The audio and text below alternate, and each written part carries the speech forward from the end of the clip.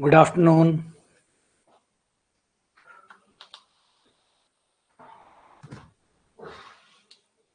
Good afternoon. देखिए, मेरी आवाज़ अच्छे से आ रही है आप लोगों को? मेरी आवाज़ चेक कर लो बस। मेरी आवाज़ आप लोगों के पास ठीक से आ रही है?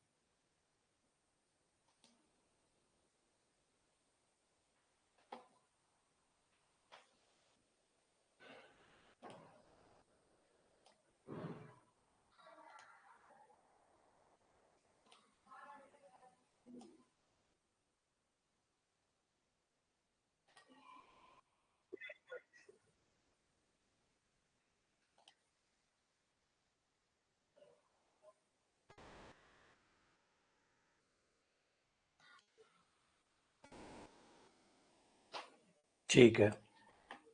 अच्छे से आ रही है ना आवाज़, या बहुत लाउड आ रही है? मुझे लाउड लग रहा है थोड़ा।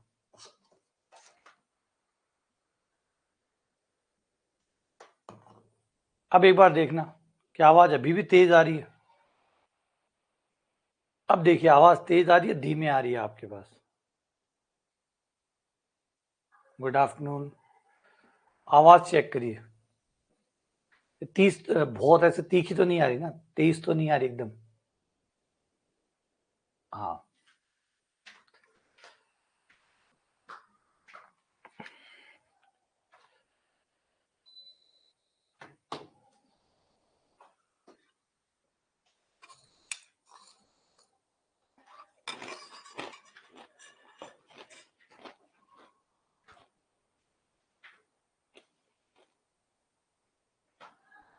ठीक है बस।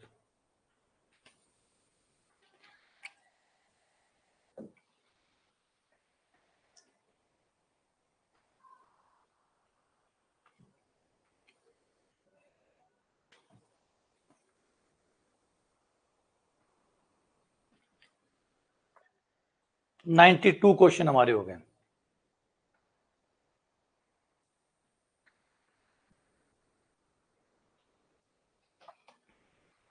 अरे यार, एक गड़बड़ हो गई। क्वेश्चन अपलोड होना तो भूल ही गए। चलो, 92 के बाद 93। आप इस क्वेश्चन को एक बार देख लो, मैं इतने में और क्वेश्चन अपलोड कर देता हूँ। आप इस क्वेश्चन को देख लो, मैं इतने में और क्वेश्चन अपलोड कर देता हूँ फटाफट। आज हम शतक मार देंगे। आज हम शतक मार देंगे। तो 92 तो हो ही चुके हैं, 93 से 8 क्वेश्चन और है, इतने में शतक हो जाएगा। तो आज इसका शतक मार देंगे। आप इस क्वेश्चन को देख लो, ठीक है? मैं इतने में, आप इसको सॉल्व करो। देख लो, समझ लो पिरामिड का आधार वर्गाकार है, इसकी भुजा 8 सेंटीमीटर है, ऊंचाई 16 है और पृष्ठीय क्षेत्रफल ज्ञात करना है। पिरामिड है, पिरामिड है, ठीक है ना? रिपीट कर रहा हूँ, पिरामिड है। पिरामिड का आधार जो है वो वर्गाकार है, जिसकी भुजा 8 है, ऊंचाई 16 है और क्षेत्रफल जो है वो ज्ञात करना है। इतने में मैं और क्वेश्चन अपलोड कर देता हूँ।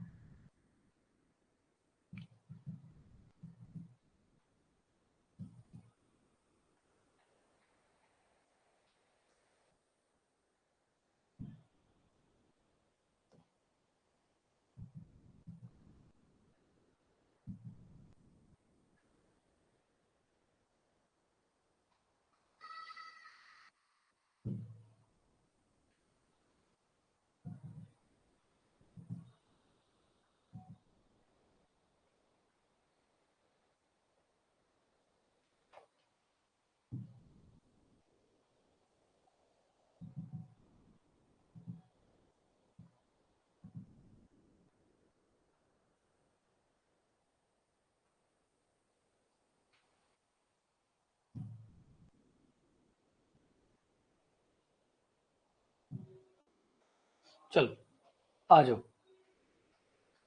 Question number 93।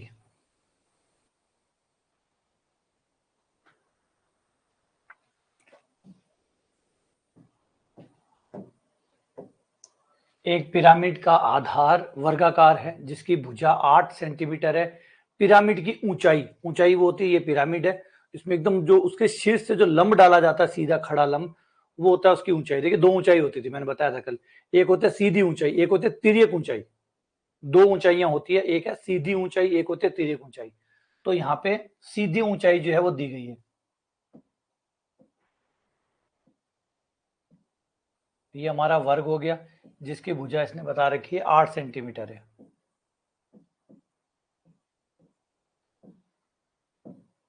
ये रहा शीर्ष,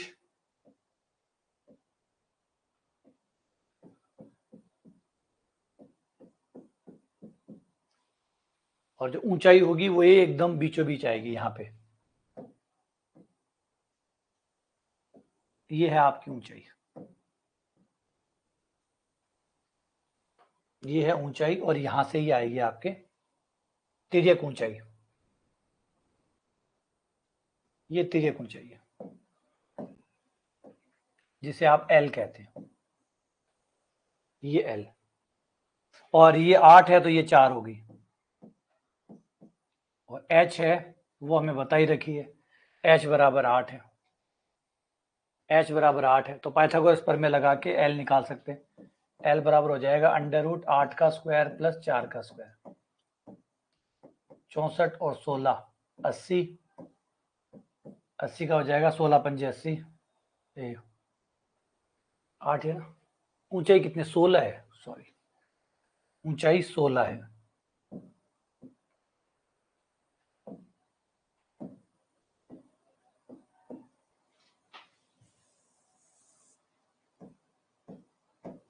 सोलह का स्क्वायर प्लस 4 का स्क्वायर, 4 का स्क्वायर कॉमन निकाल लो तो 4 का स्क्वायर प्लस 1 बच जाएगा, 4 बाहर आ जाएगा, 16 और 1 17 हो जाएगा, है ना। तो एल हो गया आपका 4 √17, और हमसे पूछा क्या है, पिरामिड का कुल पृष्ठीय क्षेत्रफल, तो पृष्ठीय क्षेत्रफल बराबर होता है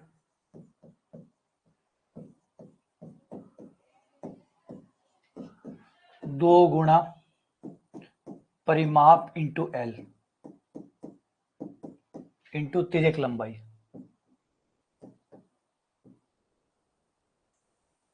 तिर्यक ऊंचाई, 1/2 परिमाप हो जाएगा इसका 8 8 8 8, तो 8 चौक 32, परिमाप हो गया 32, तिर्यक ऊंचाई होगी 4 √17, ये 16, 16 चौके 64, 64 √17, लेकिन हमसे कुल पूछा है, कुल पूछा है तो कुल में बेस भी आ जाएगा, ये तो वक्रपृष्ठीय हो गया, ठीक है। कुल निकालना है तो नीचे वाला पैंदा भी आ जाएगा, पैंदे का क्षेत्रफल हो जाएगा भुजा गुणा भुजा,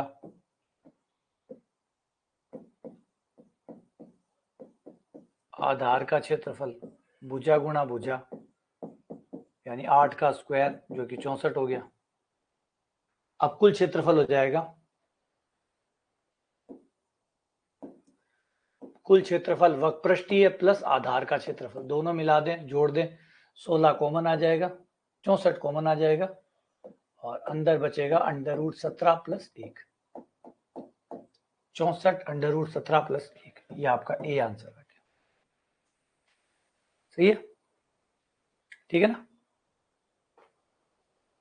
देखो क्वेश्चन में देखो कुल शब्द पूछा, कुल पृष्ठ, कुल पृष्ठ में फिर कुछ नहीं छोड़ता, कुल पृष्ठ में सारा आ जाता है, वक्रपृष्ठ भी आ जाता है, ये हमारे वक्रपृष्ठ का सूत्र है, तो ये तो वक्रपृष्ठ आ गया, प्लस संपूर्ण पृष्ठ पूछा है तो वक्रपृष्ठ भी आ जाएगा, नीचे वाला पैंदा भी आ जाएगा, पैंदा वर्गाकार है मतलब वर्ग का क्षेत्रफल है, तो वर्ग वाला क्षेत्रफल लगा दिया और वक्रपृष्ठ का लगा दिया, दोनों जोड़ दिए, टोटल क्षेत्रफल आ गया, ठीक है ना। अगला सवाल, छिन्नक, छिन्नक का मतलब होता है बाल्टी, छिन्नक का मतलब होता है बाल्टी, बाल्टी होता है, बाल्टी है, एक बाल्टी है जिसकी ऊंचाई 35 सेंटीमीटर ऊंची बाल्टी से पानी से भरी गई है। निचले और ऊपरी सिरे की त्रिज्या 12 और 18, नीचे वाले की जो बाल्टी का निचला सिरा है वो 12 का है और ऊपर वाला 18 का है। यदि इस बाल्टी में पानी, इसमें जो भी पानी है उसको निकालकर एक बेलनाकार ड्रम में डाल दिया गया और ड्रम में डालते ही उसका जो ड्रम है उसकी त्रिज्या 20 सेंटीमीटर है। बताओ ड्रम की ऊंचाई कितनी बढ़ जाएगी, मतलब ड्रम के अंदर कितनी ऊंचाई तक पानी जाएगा। तो बाल्टी में पानी था, उसे ड्रम में डाल दिया गया। छिनक मतलब बाल्टी, ये बाल्टी है। इस बाल्टी में जो पानी था उसको उठाया और एक ड्रम में डाल दिया।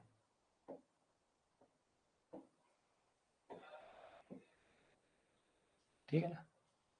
इसके बाल्टी जो है इसकी त्रिज्या R1 और R2, एक छोटी त्रिज्या एक बड़ी त्रिज्या। R1 बराबर है हमारी 12 और 18, तो ये है 12, ये है 18 और ये है इसकी हाइट h कितनी है 35। तो इसका आयतन बराबर इसका आयतन, दोनों का आयतन बराबर होगा। इसमें जहां तक भी पानी जाता है, जहां तक भी, मान लो यहां तक पानी आता है, ये भरने के बाद तो इस ऊंचाई तक बेलन का आयतन ले लो। त्रिज्या R इसकी दी गई है हमें, त्रिज्या है 20। हाँ, दोनों का वॉल्यूम इक्वल होता ही है। यहां से पानी निकाल के वहां डाला है तो पानी बराबर ही होगा, और पानी कौन है, वो आयतन है। ये लो, इसको भी भर देता हूं कहीं आपको खाली वाली फीलिंग ना आए। ये लो, अब ठीक है, ये वाला पानी उठा के यहां डाल दिया गया। अब दोनों का आयतन बराबर है। छिन्नक का आयतन कितना होता है, छिन्नक का आयतन, छिन्नक का आयतन होता है, बाल्टी का आयतन होता है 1/3 पाई h R1 का स्क्वायर प्लस R2 का स्क्वायर प्लस R1 R2। ये होता है छिन्नक का आयतन, मतलब जो बाल्टी होती है उसका आयतन 1/3 पाई h R1 का स्क्वायर R2 का स्क्वायर प्लस R1 R2। और ये बेलन है, बेलन का आयतन होता है पाई R स्क्वायर h। तो छिन्नक मतलब बाल्टी का आयतन बराबर ड्रम का आयतन, बराबर कर दिया। जो कट सकता है वो काट लो। और h याद रखना दोनों की अलग अलग है, इसकी h अलग है, इसको h1 नाम दे देते हैं, कंफ्यूजन ना हो, h1 नाम दे दिया। अब काट लो, पाई से पाई कट गया, 1/3 h1 का मान है हमारे पास, वो 35 है, 35 रख दिया। R1 का स्क्वायर 12 का स्क्वायर, R2 का स्क्वायर 18 का square plus R1 into R2 12 गुणा 18, R का मान 20, तो 20 का स्क्वायर 400 हो गया, 400 इंटू h। अब देखो कितना कटेगा और क्या बचेगा। मनीष कह रहा है कट कुटा के h बराबर 19.95 आएगा, जिसके हिसाब से आपका आंसर डी आ गया। तो बढ़िया सवाल था। हो सकता है कई लोगों को पहले पता ना हो कि बाल्टी का भी आयतन होता है और उसका फॉर्मूला भी होता है। तो ये फॉर्मूला 1/3 पाई h R1 का स्क्वायर R2 का स्क्वायर प्लस R1 R2। तो याद रखिए बाल्टी एक्चुअली होती क्या है, बाल्टी होती है एक शंकु है, उसको ऊपर से काट लो, एक शंकु में से छोटा शंकु काट दो, बाल्टी बन जाएगी। तो बड़ा शंकु माइनस छोटा शंकु, ज्यादा ऐसा कुछ नहीं है कि कोई रॉकेट साइंस है ना, कोई रॉकेट साइंस नहीं है। बस वही है कि एक शंकु ले लो, एक बड़े शंकु को सिर से काट दो, बाल्टी बन जाएगी। तो जैसे ये आपके एक शंकु है, इस शंकु को आपने बीच में से काट दिया, कहीं से भी यहां से कट कर दिया, कट करते ही आपका एक बाल्टी बन जाती है, यही बाल्टी है। तो इसका आयतन, इस बाल्टी का आयतन अगर V है तो वो क्या हुआ, बड़े शंकु का आयतन, बड़ा शंकु माइनस छोटा शंकु, VB माइनस VC, बड़ा शंकु माइनस छोटा शंकु। जो छोटा शंकु कौन सा, जो ऊपर वाला काट के फेंका है आपने, वो वाला। पूरे शंकु का आयतन माइनस ऊपर वाले का आयतन, दोनों को माइनस कर दो, ये आपका ये वाला आ जाएगा। बस इतना सा विज्ञान, तो ज्यादा कॉम्प्लिकेटेड है नहीं, ठीक है ना। फॉर्मूला दिखने में थोड़ा अजीब लग रहा है, वैसे होता ही नॉर्मल है। व्युत्पत्ति करोगे इसकी, डेरिवेशन करोगे तो आराम से समझ में भी आ जाएगा, ठीक है। बढ़े आगे। स्वागत है भाई संतोष कुमार, कैसे हो?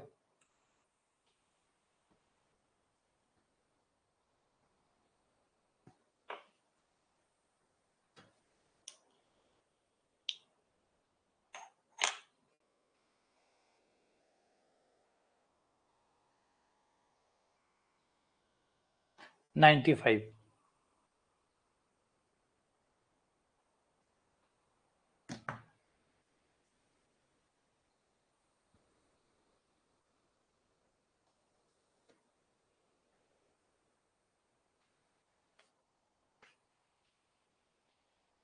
बढ़िया, बहुत अच्छा।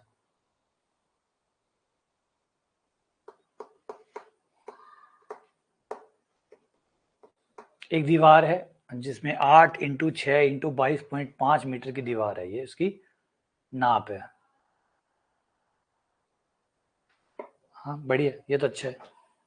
तुम्हारा तो हो गया ना?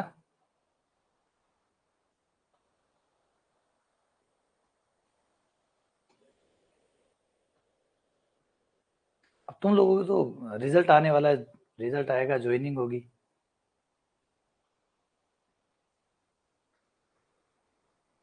तुम तो नौकरी लग गए यार अब,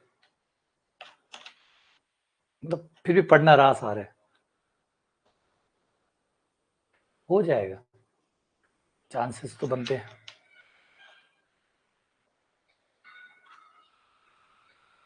चांसेस तो बनते हैं,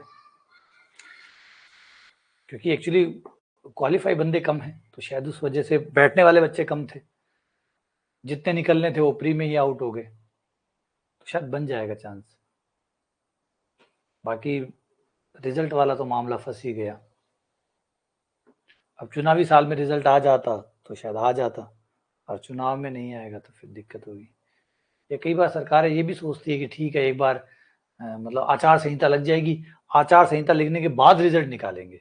सरकारें भी कई बार दिमाग से खेलती है, भाई ऐसे करते हैं कि भाई अभी तो रिजल्ट दे देंगे तो भूल जाएंगे, एक काम करेंगे रिजल्ट हम उनको देंगे जब आचार संहिता लग जाएगी, और आचार संहिता रिजल्ट को तो रोक नहीं सकती क्योंकि परीक्षा हुई पड़ी है और हुआ पड़े, तो आचार संहिता रिजल्ट को रोक नहीं सकते, वो रिजल्ट उस समय जारी करते हैं। रिजल्ट अब जारी कर दो, जो आचार संहिता लग चुकी है अब रिजल्ट जारी करो ताकि लोगों की याददाश्त बनी रहे।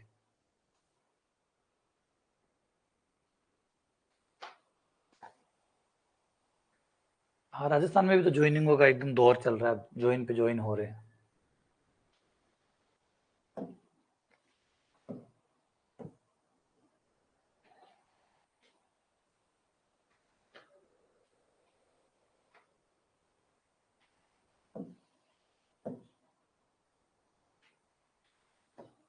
ये देखो, ये तो दीवार का नाप हो गया, ये एक ईंट का हो गया, दीवार में एक ईंट का भाग दे दो। हाँ ये तो अच्छी बात है।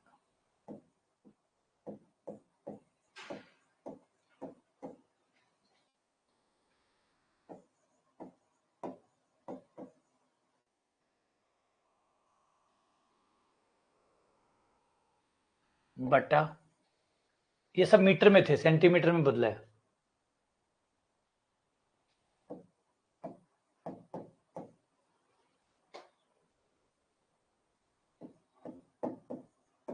ग्यारह पॉइंट पच्चीस,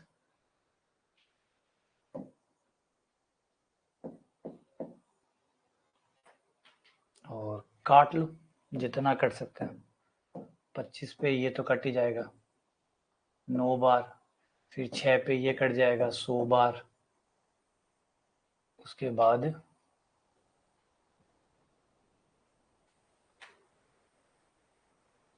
कट कुटा के बनना तो पूरा ही है। 5 पे फिर काट दो, 5 पे काटोगे तो 1, 18,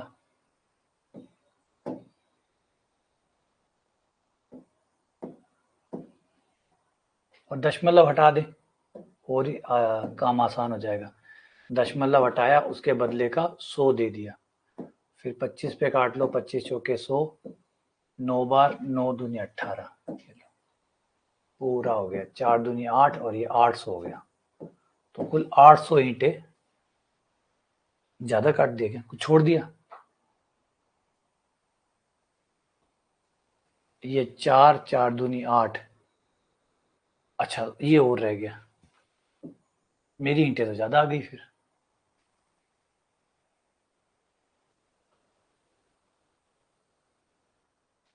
मेरे ज्यादा आ रहे गया। मेरे 8 छोटे 64, हाँ 64,000 ईंटें आई है मेरे।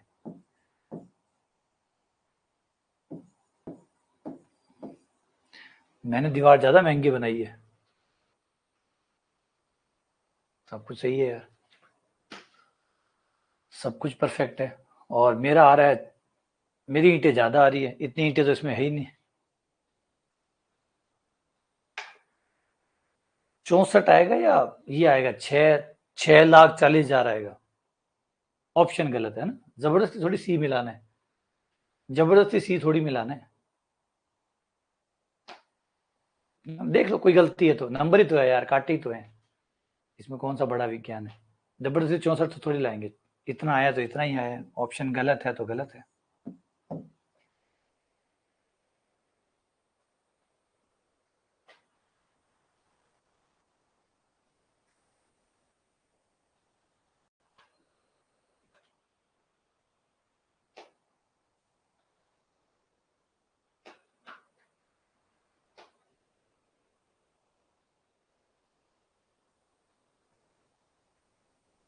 हाँ तो मीटर में बदल दिया ना सबको, 100 से गुणा करके मीटर में बदल दिया।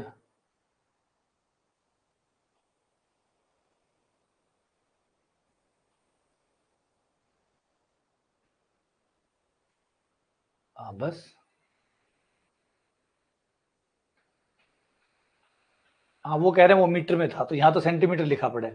तो जैसा था वैसा सही है, बस क्वेश्चन जो कहा है हमने वैसा कर दिया। चलो,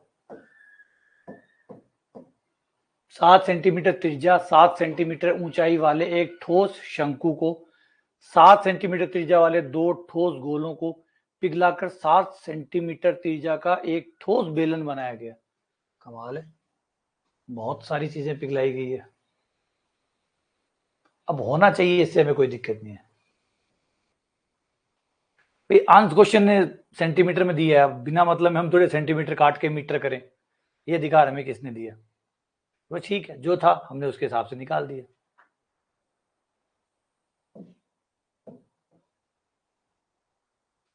तो ये हमें एक शंकु दिया है, उसको पिघलाना है। फिर 2 गोले पिघलाने हैं, सेम साइज के 2 गोले हैं, उनको पिघलाकर बदले में एक बेलन बनाना है। ये सवाल है। एक शंकु, 2 गोले, है ना, 2 ठोस गोले हैं, इनको पिघलाना है और फिर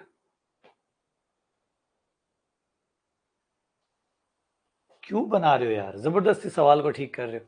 आंसर जो क्वेश्चन जैसा दिया है उसके हिसाब से 6,40,000 आ रहा है, तो जितना आ रहा है उतना सही है बस। अब जबरदस्ती क्वेश्चन को ठीक करें और करें, और फिर वही बात, क्वेश्चन ठीक करने का अधिकार हमारे पास होता ही नहीं है।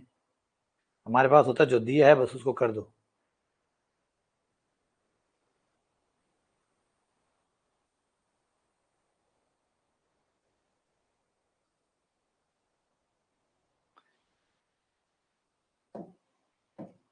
तो ये हमारा कौन सा आ गया पहले, 7 सेंटीमीटर त्रिज्या, इसकी त्रिज्या है 7 सेंटीमीटर, ऊंचाई है 7 सेंटीमीटर,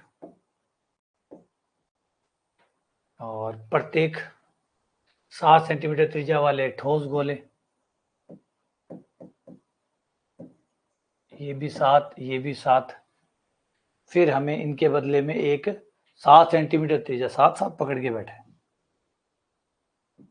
ये 7 ऊंचाई बतानी है कि ऊंचाई कितनी होगी। पृष्ठीय क्षेत्रफल पूछा, लेकिन पहले ऊंचाई निकल जाएगी तो फिर एच भी आ जाएगा। पहले एच निकल जाएगा तो फिर उसको क्षेत्रफल भी निकाल लेंगे। तो यहाँ पे अगर हम आए तो ये हो जाएगा एक शंकु का 1/3 pi r square H. Are है 7, एच है 7, तो ये हो गया 7 की क्यूब, है ना।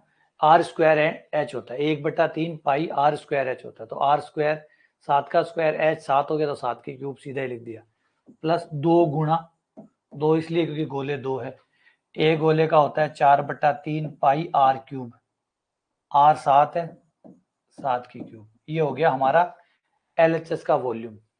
RHS का एक शंकु बना है, तो पाई त्रिज्या इसकी 7 है इंटू एच है।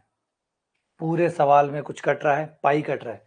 पूरे सवाल में पाई काटने पर, पूरे सवाल में 7 का स्क्वायर भी काटने पर एक 7 बच जाएगा। अब दोनों साइड का हिसाब मिला लो, क्या बचा। इस तरफ एक 7 बचा और एक 3 बचा, 7/3 प्लस इस तरफ 4 दूनी 8 और एक 7, ये बच गया 8 और 8 7 56, ये 56 हो गया, बराबर में एच आ गया। ठीक है, 7/3 यहाँ बचा, यहाँ बचा। अच्छा 3 भी बचा हुआ है नीचे वाला, है ना। कटा तो नहीं है, नहीं कटा, 3 बचा हुआ है। तो एच बराबर हो जाएगा 63, 63 का हो जाएगा 21। तो एच बराबर आ गया हमारे पास 21। एच 21 आ गया। अब हम निकाल लेते हैं इसका, क्या पूछा है, संपूर्ण पृष्ठीय या खाली वक्र पृष्ठीय पूछा है। केवल वक्र पृष्ठीय पूछा है, जो कि होता है 2 पाई आर एच। 2 इंटू पाई का मान 22/7, आर का मान 7, एच का मान अभी निकाला है 21, कट गया 44 इंटू 21, ये हो जाएगा 4 8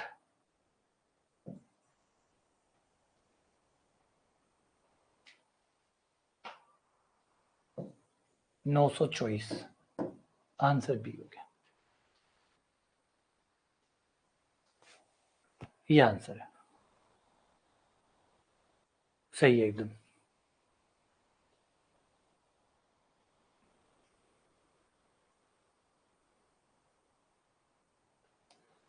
ठीक है, चलो आगे बढ़ते हैं। अगला सवाल, एक बेलन और एक शंकु, जल्दी हम शतक करने वाले हैं।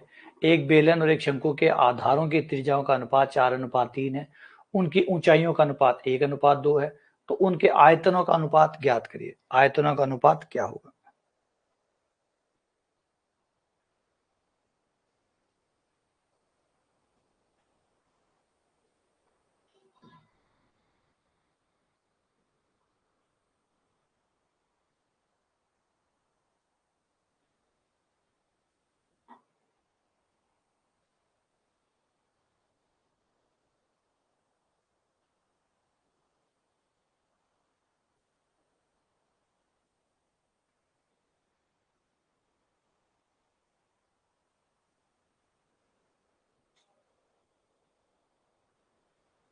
ठीक है।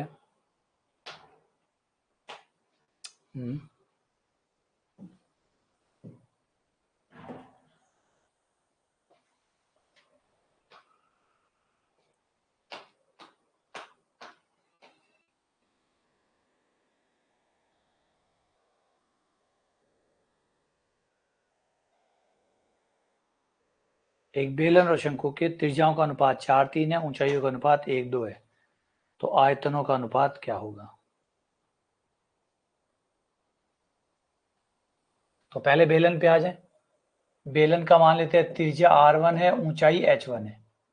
और शंकु पे आए तो शंकु की त्रिज्या r2 और ऊंचाई h2। r2h2। फिर उसके बाद में अनुपात दिया गया है, त्रिज्याओं का अनुपात है 4/3, तो r1/r2 हो गया 4/3। h1 और h2 हो गया 1/2। R1 R2 H1 H2। तो अब उनके आयतनों का अनुपात निकालना है। V1 बटे V2 निकालना है। V1 तो है हमारा बेलन, बेलन का होता है पाई R1 का स्क्वायर H1, और दूसरा है शंकु, शंकु का होता है 1/3 पाई R2 का स्क्वायर H2, क्योंकि एक शंकु एक बेलन है। पाई से पाई कट गया, 3 पलट के ऊपर चला जाएगा, ये हो गया R1/R2 का तो होल स्क्वायर इंटू H1/H2 का होल स्क्वायर, मान रख दो। R1/R2 कितना हुआ, 4/3 दिया गया, ये 4/3 हो गया, 4/3 का स्क्वायर इंटू H1/H2 हो जाएगा आपका 1/2, 16/9,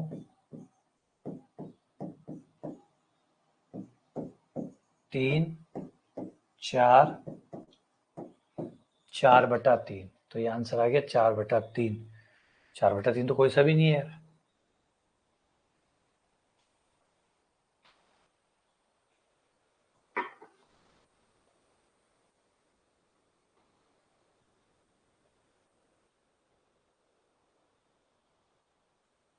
अच्छा, स्क्वायर नहीं आएगा, हाँ ये वाला, ये तो जबरदस्ती आ गया यार।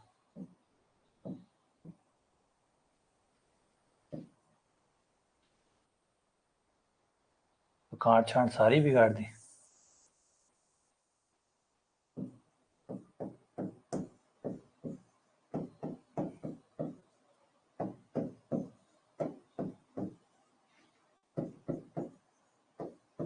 आठ बटा तीन,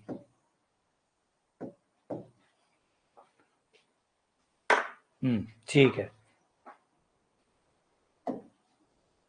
अगला,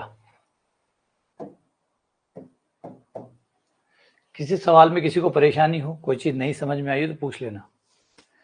जो सवाल अभी हम कर रहे हैं, इन सवालों से जुड़ी कोई प्रॉब्लम हो, कुछ चीज नहीं समझ में आई है तो अभी हाथों हाथ ही पूछ लेना।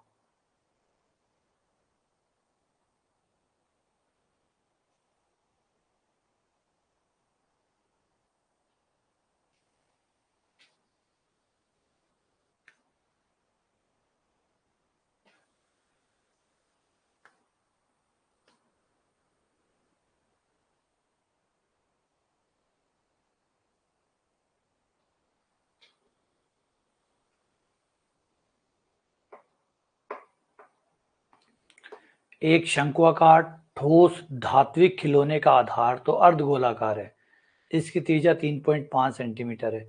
यदि शंकु की ऊंचाई और इसके आधार की त्रिज्या बराबर है, शंकु की ऊंचाई और इस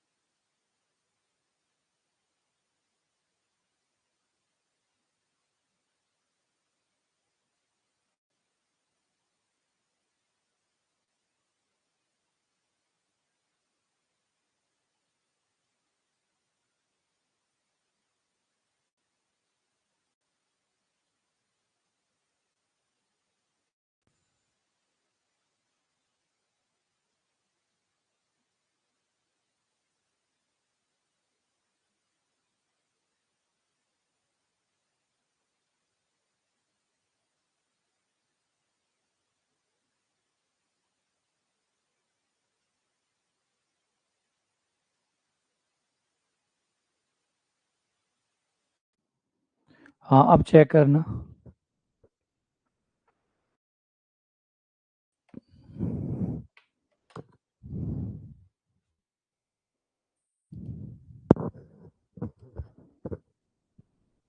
अब आ गई ना? ठीक है बस। हाँ तो उसके सेल जो है वो डाउन हो गए, शायद उसकी वजह से कनेक्शन कट गया। आ जाओ। सवाल कह रहा है कि एक खिलौना है जिसका ऊपर का हिस्सा शंकु के आकार का है और नीचे अर्धगोला है। ये अर्धगोला हो गया। ठीक है। अब क्वेश्चन में आगे कहा गया है कि एक शंक्वाकार ठोस धात्विक खिलौने का आधार अर्धगोलाकार है जिसकी त्रिज्या 3.5 है। इसकी त्रिज्या 3.5 है यदि शंकु की ऊंचाई इसके आधार की त्रिज्या के बराबर है। शंकु की ऊंचाई h इसकी त्रिज्या के बराबर है और इसकी त्रिज्या ही तो गोले की बेलन इस नीचे वाले अर्धगोले की त्रिज्या है और ये हमें दी गई है कितनी?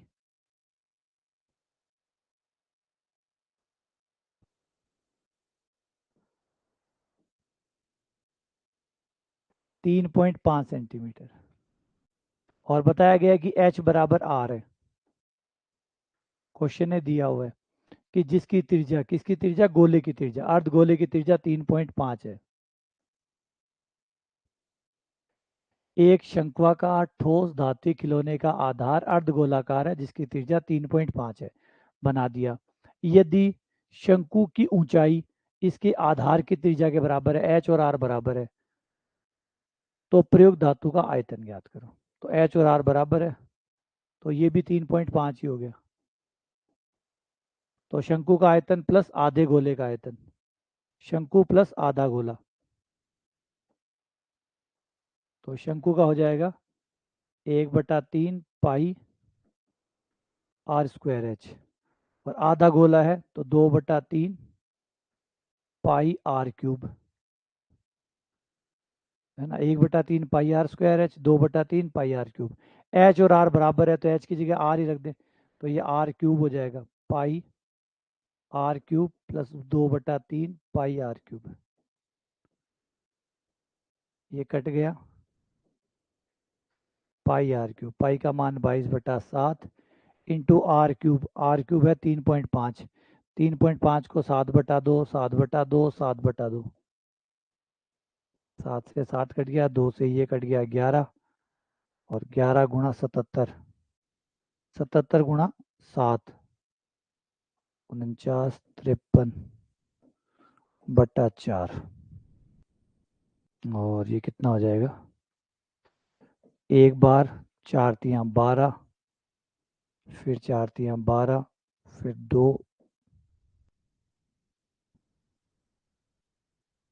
अच्छा 2 पे फिर कट सकता है, कुछ गड़बड़ कर दिया। 7×49 ये 9 आएगा।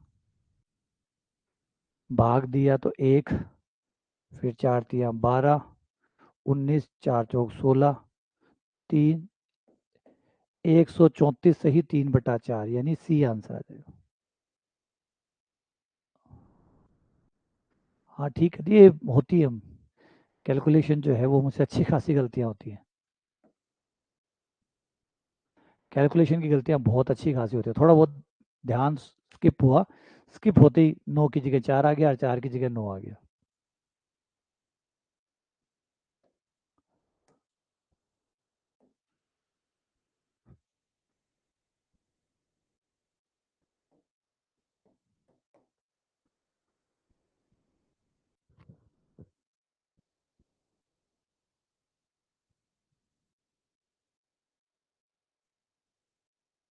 एक ठोस बेलन को पिघलाकर समान आकार के 24 गोले बनाए गए हैं जिसका व्यास 28 सेंटीमीटर, ऊंचाई 7 है। एक ठोस बेलन को पिघलाकर समान आकार के 24 गोले बनाए गए हैं जिनका व्यास 28 सेंटीमीटर, ऊंचाई 7 है, तो प्रत्येक गोले का पृष्ठीय क्षेत्रफल।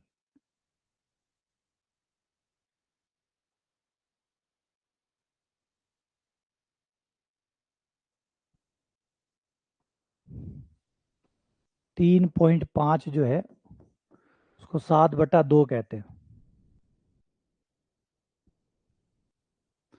3.5 को आप 7/2 कहते हैं, क्योंकि ऐसे रहता है, दशमलव हटा दिया तो 35 के नीचे 10 आ गया, फिर 5 पे काटा तो 5 सत्ते 35, 5 दूनी 10, या फिर 3.5 के नीचे 1 मान लो, 2 से गुणा और 2 का भाग, 2 से गुणा करते ऊपर 7 नीचे 2,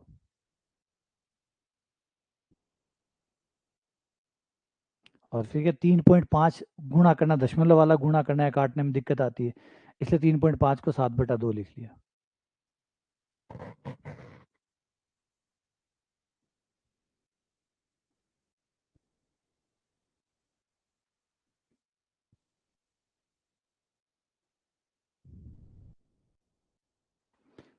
ये जो व्यास और त्रिज्या ऊंचाई इसमें दी है ना, ये बेलन की है, कंफ्यूज मत हो जाना।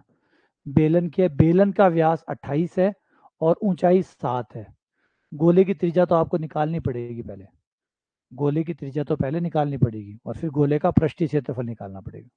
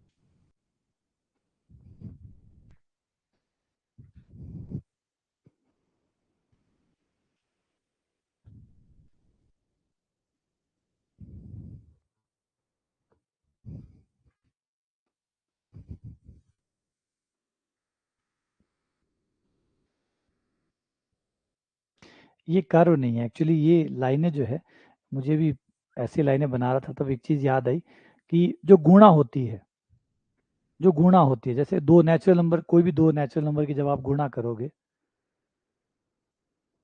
कोई भी दो नेचुरल नंबर ले लो,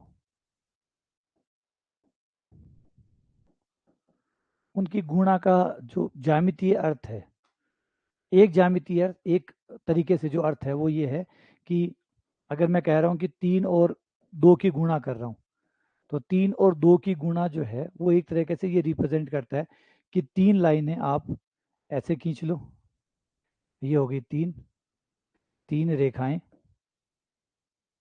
ऊर्ध्वाधर खींच दी, 2 रेखाएं आप क्षैतिज पे खींच दो, तो ये जो नंबर आएगा, ये नंबर वही है जो इनके प्रतिच्छेद बिंदुओं की संख्या है। ये देखो, इनके प्रतिच्छेद बिंदुओं की संख्या को रिप्रेजेंट करेगा।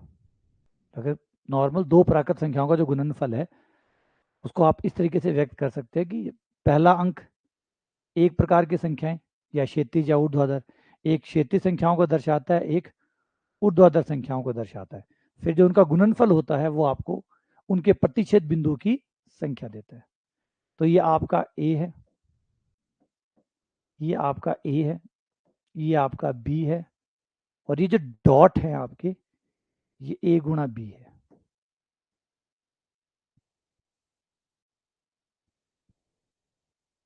ये एक तरह से देखो, बात ये गणित कुछ नहीं है, गणित अपने आप में कुछ नहीं है, गणित को आप कहाँ यूज करते हैं वो वहां का मतलब ले लेते हैं। जैसे पानी है, पानी का कोई शेप नहीं होता, पानी को आप कप में डालोगे वो कप का शेप ले लेगा, पानी को आप किसी और चीज में डालोगे वो उसका शेप ले लेगा। अच्छा, पानी का कलर, कलर भी कुछ नहीं है, आप उसमें कोई भी कलर डाल दो पानी उसी कलर का हो जाएगा। तो पानी के साथ क्या प्रॉपर्टी है, पानी जो चाहे वो बना लो पानी का, तो वो ऐसा बन जाता है। सेम गणित भी कुछ ऐसी ही है, गणित एक्चुअल में उसका कोई मायने, अगर वैसे कोई मायने निकालेंगे 2 गुणा 3 क्या होता है, तो 2 गुणा 3 कुछ नहीं होता, आप क्या चाहते हो उसके अकॉर्डिंग उसको यूज कर सकते हो।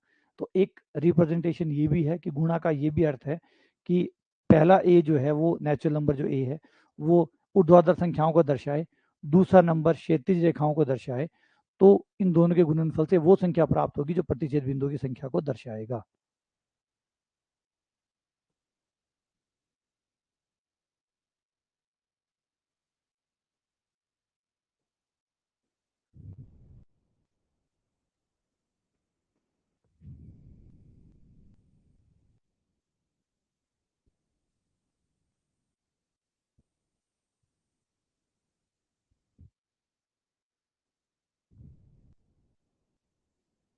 गणित गणित बड़ी कमाल की चीज है, बहुत मतलब कई बार ऐसे आप पीछे मुड़ मुड़ के देखते हैं छोटी छोटी चीजें, वो भी इतनी मतलब शानदार होती है, इतनी गजब होती है कि क्या कहें। मैथ्स के बारे में तो जितना शब्द इस्तेमाल करें उतने कम है, कहाँ कहाँ से क्या क्या कंसेप्ट जुड़ जाते हैं। जैसे मैंने कहा कि सबसे अच्छी चीज मुझे मैथ्स की ये लगती है कि मैथ्स अपने आप में किसी चीज को डिफाइन नहीं करती, मैथ्स निराकार है, ठीक है, जैसे उसको आप जिसमें डालोगे वो उसका रूप ले लेगी।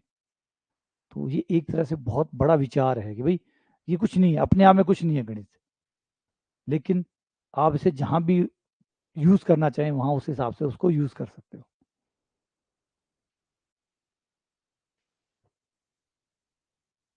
देखो, बेलन का आयतन बराबर गोले का आयतन, 24 गोलों का आयतन, ये हो गया आपका बेलन का आयतन, ये हो गया आपका 24 गोलों का आयतन,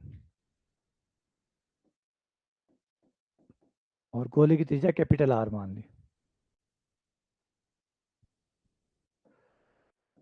काट दो, पाई से तो पाई कट ही रहे, और आर का मान हमें दिया गया है कितना, व्यास 28 है तो त्रिज्या कितनी होगी 14, 14 का स्क्वायर इंटू एच, एच हो गया 7, ये 8, 8 गुणा 4 आर क्यूब, तो आर क्यूब बराबर हो जाएगा 14 गुणा 14 गुणा 7 बट्टा 8 गुणा 4, ये 2 बार, ये 2 बार, तो ऊपर हो गया 7 की क्यूब, नीचे हो गया 2 की क्यूब, 7 बटा 2 की क्यूब, और क्यूब कैंसिल करने पर आर 7 बटा 2, ये आर का मान आ गया। तो अब हम आगे चलें, क्वेश्चन ने पूछा है हमसे गोले का पृष्ठीय क्षेत्रफल पूछा, संपूर्ण पृष्ठ नहीं पूछा, गोले का होता है 4 पाई आर स्क्वायर, तो 4 पाई का मान 22/7 इंटू आर का मान 7/2, 7/2, 2 दूनी 4, ये कट गया, एक 7 कट गया, और 154 हो गया, ये आपका आंसर आ गया बी 154। ठीक है, इसमें किसी को प्रॉब्लम है, कोई किसी को कोई परेशानी है, किसी को कुछ पूछना है इसमें?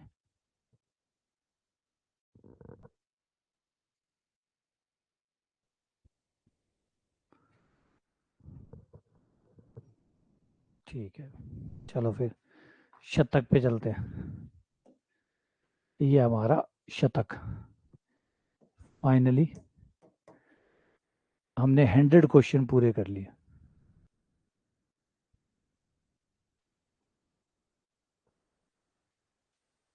इसी के साथ हमारा शतक पूरा।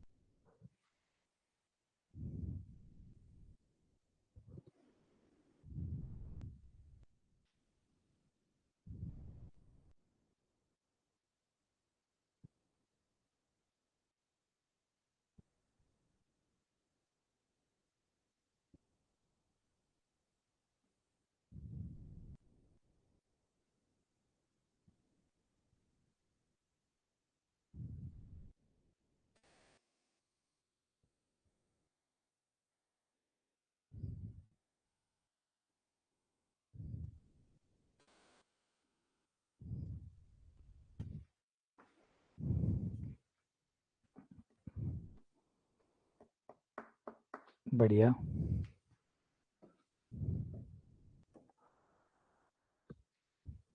अच्छा, कल हम, आप भी अपनी राय दे दे। कल संडे आ जाएगा, कल तो छुट्टी रहेगी, है ना। परसों से अपन मंडे से स्टार्ट करेंगे।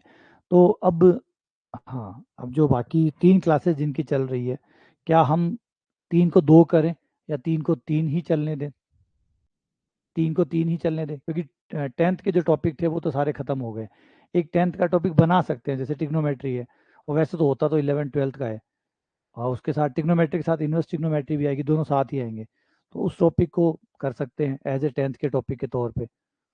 ठीक है ना, तो चाहो तो दोपहर की क्लास को कंटिन्यू रहने देते हैं, और आप कहो तो 3 की 2 कर देते हैं।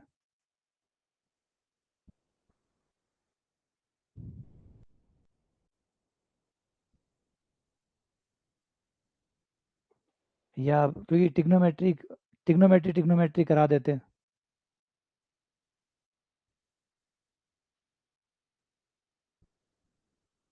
या थोड़ा सा सब्र और रखो, तो टिग्नोमेट्री इन्वर्स टिग्नोमेट्री साथ में हो जाएगी दोपहर वाले में। अगर आप 1-2 हफ्ते और इंतज़ार कर लो तो एक करवा देते हैं। हाँ, टिग्नोमेट्री और इन्वर्स टिग्नोमेट्री दोनों एक साथ करवा देते हैं। चलो ठीक है, फिर डिसाइड कर लूँगा मैं कि क्या रहेगा आप लोगों के लिए सही, उसके हिसाब से हम आगे बढ़ेंगे। और नहीं तो 2 क्लास कर देंगे, और नहीं तो 3 चल ही रही है, क्योंकि वैसे 3 थोड़ी ज़्यादा है, ये भी एक सच है। हाँ, लेकिन ये उतना ही सच ये है कि अगर आप लोग बराबर में नहीं चल रहे हैं, या पीछे रहे हैं, और नहीं पढ़ पा रहे हैं, नहीं कवर अप कर पा रहे हैं, तो फिर वो भी 3 क्लासेस भी फिर बेकार है।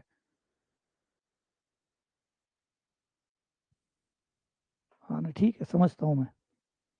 ठीक है, मुझे एक बार सोचने दीजिए, मैं सोच समझ के निर्णय लूंगा कि भाई क्या है। क्योंकि दोनों साइड सही है, देखो ये भी सही है कि ठीक है 3 क्लासेस चल रही है तो थोड़ा कोर्स जल्दी होता है, लेकिन कोर्स जल्दी होना उचित भी नहीं है। इस तरीके से कोर्स होना भी ज़्यादा ठीक नहीं है। हमारा मकसद ये था कि भाई जो 10th के टॉपिक है वो दोपहर में चलते रहे, तो 10th के टॉपिक हमारे पूरे हो गए हैं। और टिग्नोमेट्री को मानते हैं कि भाई वो 10th का भी होता है, वो 11th 12th का भी होता है। तो चलो टिग्नोमेट्री को एक एज ए आप और रख सकते हैं। टिग्नोमेट्री को अपन और रख सकते हैं कि भाई चलो टिग्नोमेट्री और पढ़ लेते हैं, इतना पढ़ रहे हैं तो टिग्नोमेट्री को और ऐड कर लेते हैं। वैसे वो 10th का 11th का 12th का तीनों का टॉपिक है, तो उसको रख सकते हैं। चलो मैं सोचता हूँ, मुझे सिर्फ टिग्नोमेट्री वाला लगा कि चलो टिग्नोमेट्री और करवा देते हैं। हाँ, 3 3 क्लास होती है, फिर टेस्ट भी देने पड़ते हैं, फिर प्रैक्टिस शीट्स भी सॉल्व करनी पड़ती है। ज़्यादा तो है, बिल्कुल ज़्यादा है, नो डाउट।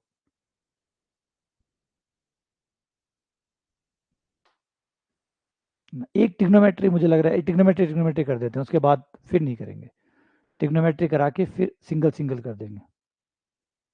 एक टिग्नोमेट्री वाला टॉपिक और करवा देते हैं, फिर आपकी 2 क्लास कर देंगे, फिर ज़्यादा नहीं होगा।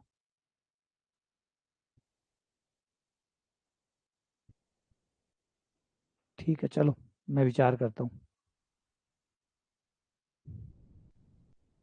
थोड़ा समय दो।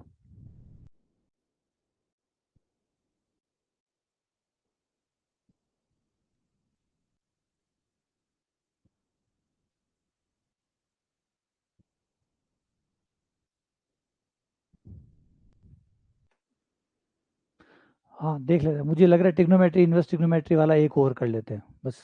टिग्नोमेट्री, क्योंकि टिग्नोमेट्री बहुत जरूरत भी पड़ती है, जो भी चीज़ें हम आगे पढ़ेंगे उसमें टिग्नोमेट्री की बहुत जरूरत पड़ेगी, तो टिग्नोमेट्री को पढ़ लेते हैं, तो वो ठीक हो जाएगा। चलो, कोई ना, इतने दिन हिम्मत रखी है, थोड़े दिन और रख लो। आ जाओ। क्या कह रहा है, 16 सेंटीमीटर त्रिज्या, तो आर हो गया आपका 16,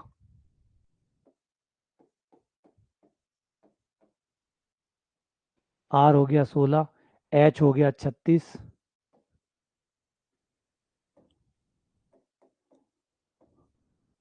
शंकु को पिघलाकर प्रत्येक 4 सेंटीमीटर त्रिज्या वाले गोले बनाए गए।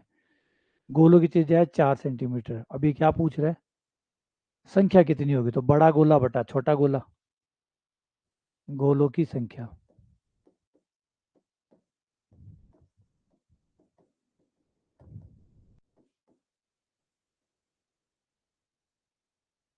शंकु है तो 1/3, पाई आर स्क्वायर एच, और गोला हो जाएगा 4/3 पाई आर क्यूब। गोले की त्रिज्या को कैपिटल आर मान लिया, और शंकु की त्रिज्या को स्मॉल आर और कैपिटल आर और स्मॉल एच ले लिया, उसको कैपिटल आर मान लिया। पहले तो जो कट रहा है उसको काट लो, फिर मान रख दो। आर, स्मॉल आर का मान 16 है, 16 × 16, एच का मान 36/4 गुणा स्मॉल आर, कैपिटल आर है 4।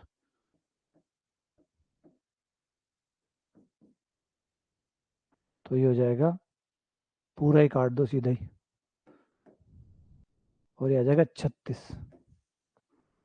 36 गोले इसके बनेंगे, गोलों की संख्या होगी 36। हाँ, शंकु ही है, 1/3 पाई आर स्क्वायर एच, शंकु वाले लगाया, शंकु का आयतन बटा एक छोटे वाले गोले का आयतन, तो गोलों की संख्या आ गई, वो 36 है। बराबर अगला,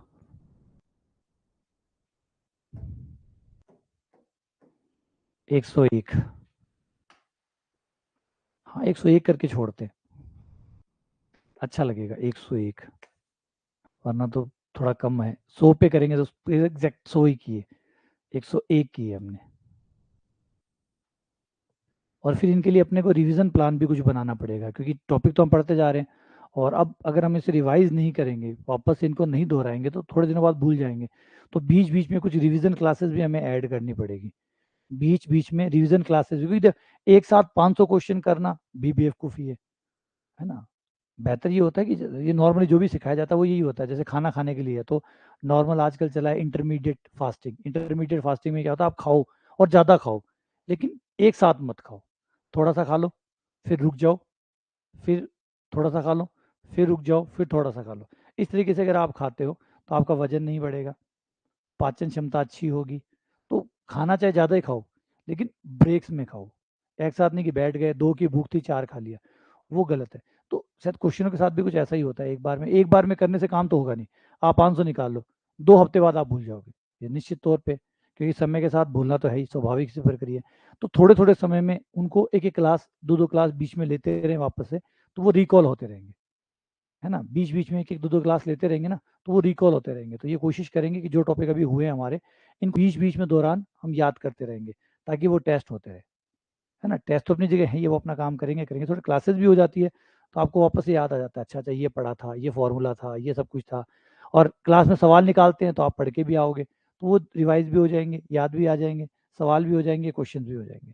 तो वैसे ही करेंगे कुछ, है ना। टेस्ट भी लेंगे रिवीजन के तौर पे, रिवीजन टेस्ट बोल देंगे उनको। आपकी टेस्ट भी लेंगे वो पुराने वाले टॉपिकों के, प्लस एक एक दो दो क्लास बीच में उनकी भी डाल देंगे, है ना। जैसे जैसे नए टॉपिक बढ़ेंगे तो पुराने वाले टॉपिक की क्लासेस, प्रैक्टिस क्लासेस बीच में एक एक दो दो डालते रहेंगे, ताकि हम भूले नहीं। क्योंकि सबसे बड़ी टेंशन है भूलने वाली। लग रहा है आज, लग रहा है अच्छा है, आज हमने 101 क्वेश्चन कर लिए, प्रैक्टिस शीट में निकाल लिए, टेस्ट दे दिए, आज तो हमने 300 350 कर लिया, लेकिन 15 दिन बाद में स्थिति पलट जाएगी, 15 दिन बाद में आप ये सारा भूल जाओगे, और होता ही ऐसा ही है।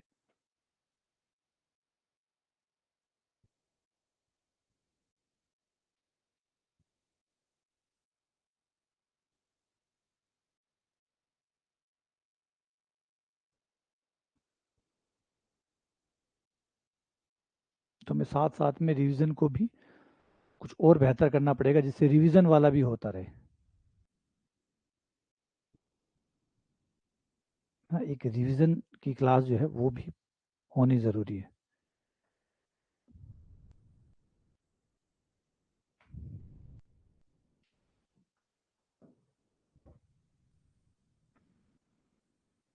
देखो, एक बेलनाकार बाल्टी जिसकी ऊंचाई 27 सेंटीमीटर है और आधार की त्रिज्या 48 सेंटीमीटर है। बाल्टी की ऊंचाई 27 है और त्रिज्या 48 है।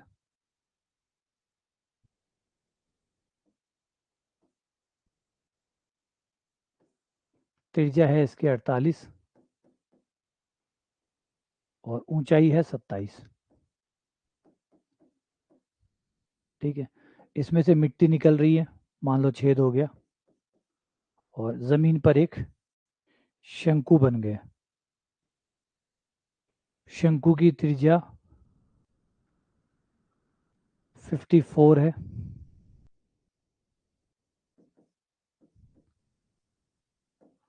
और ऊंचाई पता करनी है। ढेर की ऊंचाई क्या होगी, जो h है वो निकालनी है। तो आयतन आयतन बराबर कर दो, क्योंकि इसमें से जो मिट्टी निकली है उसी से ढेर बना है, तो दोनों आयतन बराबर होंगे। तो बेलन का आयतन बराबर शंकु का आयतन, तो पाई इसकी त्रिज्या r1 h1 और इसका कर देते हैं r2 h2। तो पाई r1 का स्क्वायर h1 बराबर 1/3 पाई r2 का स्क्वायर h2। पाई से पाई कट गया, r1 का मान है हमारा 48, ये हो गया 48 गुणा 48 और h1 का मान है हमारा 27। तो 1/3, r2 का मान है 54, 54 इंटू 54 इंटू h2। काट लो 48 को, 6 पे काट लो, 6 नीम 54, 48, 9 8, 9 तिया 27, 3 तिया 9 और ये 3 से 3 कट गया, तो 8 बटे 64, h2 बराबर आ गया 64, बराबर 64।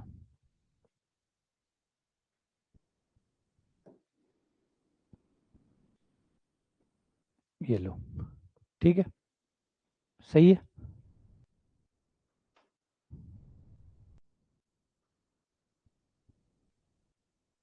हाँ अच्छा, अभी एक बात, ज्योमेट्री एंड मेंसुरेशन में कोई और टाइप के सवाल भी आपको पढ़ने हैं क्या? कोई और टाइप के सवाल भी आपको पढ़ने हैं तो एक दो क्लास और आगे कर देते हैं। वो तो होता ही है,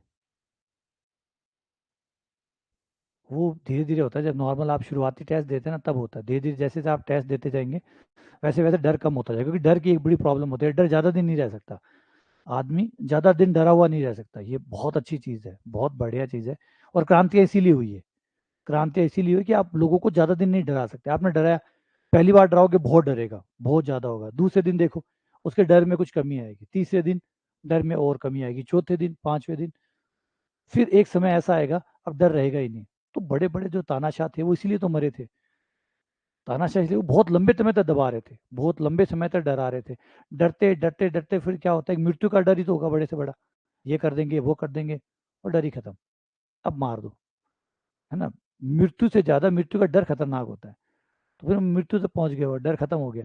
तो यही बात टेस्टों के साथ लागू होगी, जैसे आपको पहले दिन टेस्ट में डर लगेगा, दूसरा टेस्ट दोगे डर लगेगा, तीसरे दिन डर लगेगा, चौथे पांचवें दिन आप यूज टू हो जाओगे, फिर खत्म। ठीक है ना, जैसे वो कहता है गोदान, अपने मुंशी प्रेमचंद की गोदान पढ़ी होगी, गोदान जो है पुस्तक, वो गोदान पढ़ी होगी। गोदान में यही अरे वो कहता है कि बेइज्जती जो है वो पहली बार में ही होती है। पहली बार आपको लगता है कि इसको क्या जवाब दूंगा, बेइज्जती होगी होगी, तो ये एक बार होती है, फिर उसके बाद आप मुक्त हो जाते हो हमेशा के लिए। फिर आपको कोई फर्क नहीं पड़ता कि क्या बेइज्जती होनी थी, वो तो होगी। तो बस वही शायद वो जो कहना चाहता है वो ये है कि ऐसी चीजें जल्दी से पीछा छूट जाए, ज्यादा अच्छा रहता है। जैसे बेइज्जती है तो बेइज्जती जल्दी हो जाए, जिंदगी भर आराम में आराम, अब पूरी जिंदगी सुखी सुख है। वरना आदमी पूरी जिंदगी भर डरता रहेगा, मेरी बेइज्जती हो जाएगी, बेइज्जती हो जाएगी, बेइज्जती हो जाएगी, ऐसे करते करते वो बूढ़ा हो जाता है।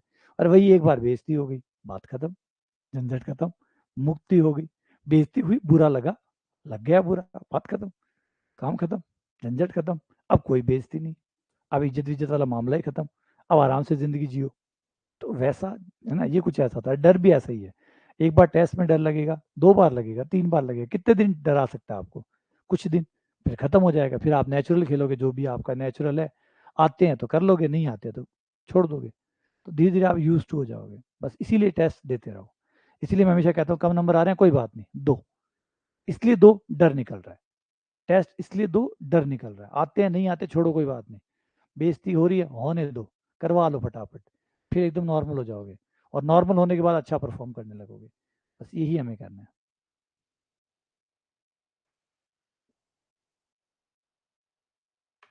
हाँ, साथ में रहो, हो जाएगा धीरे धीरे। प्रोग्रेस रिपोर्ट अभी मैं देखूंगा, मैंने देखी नहीं है अभी टेस्टों की, अभी तो टेस्ट शुरू हुए हैं, अभी टेस्ट को लंबा खींचेंगे इसको। अच्छा, अब आपको कौन से करने हैं, शेडेड रीजन वाले? कोई क्लास चाहते हो आप, और क्लास चाहते हो इनके ऊपर ज्योमेट्री के लिए, या फिर मंडे से नया टॉपिक स्टार्ट कर दें? हाँ, जीरो से कम नहीं आएंगे, बात ही खत्म, जीरो से कम तो आ नहीं सकते। टेस्ट आराम से दो, जीरो से कम आएंगे नहीं बस। और मैं इसलिए भी कहता हूँ टेस्ट दे दो, डर निकल जाएगा, बस डर से पीछा छुटाओ। आपके नंबर आपके अलावा किसी को पता ही नहीं है, आप जो टेस्ट दे रहे हो उसमें आपके क्या नंबर आ रहे हैं ये आपके अलावा किसी को नहीं पता। आपके नंबर तभी सबको पता चलेंगे जब आप टॉपर होगे, तो आपको कोई झंझट ही नहीं, कोई टेंशन नहीं है आपको। आपके नंबर सिर्फ आपको पता है, तो किसके सामने बेइज्जती हुई, किसी के सामने नहीं, फिर किस बात का डर है? टेस्ट दो, टेंशन खत्म, मुक्त हो जाओगे। ठीक है। शेडेड रीजन वाले क्वेश्चन का मतलब वही होता है, वही, वो जो एरिया है उसमें से वो निकाल दो।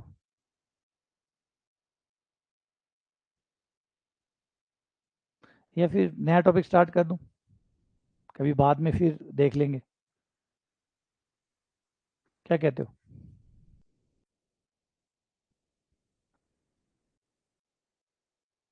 चलो ठीक है, फिर आप लोग सोच लेना और देख लेते हैं, मैं सोच लेता हूँ बस। कुछ बाकी बचा हुआ है तो मैं एक बार देख लूंगा, अगर कोई टॉपिक छोटे मोटे सवाल बचे हुए हैं तो वो मैं देख लूंगा। हाँ नहीं ठीक है।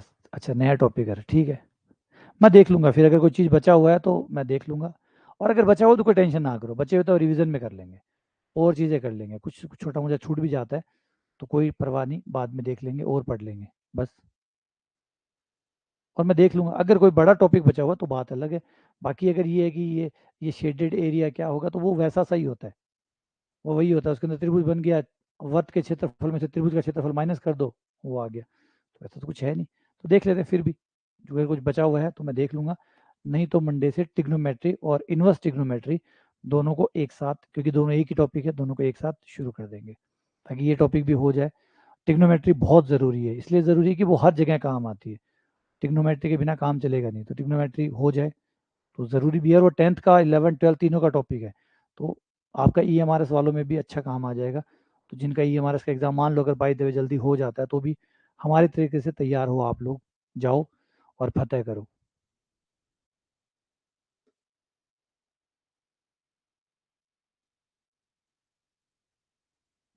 ठीक है, चलो आओ मिलते हैं फिर।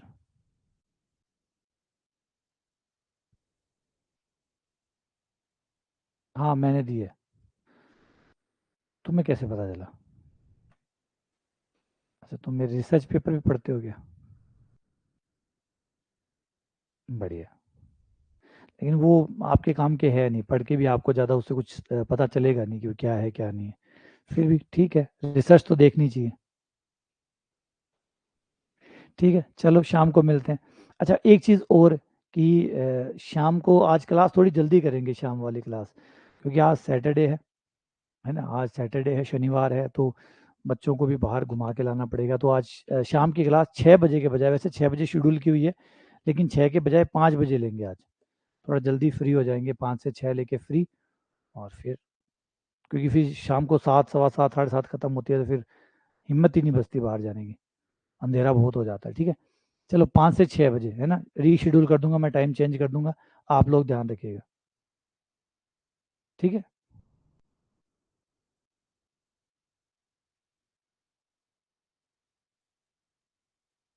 ठीक है।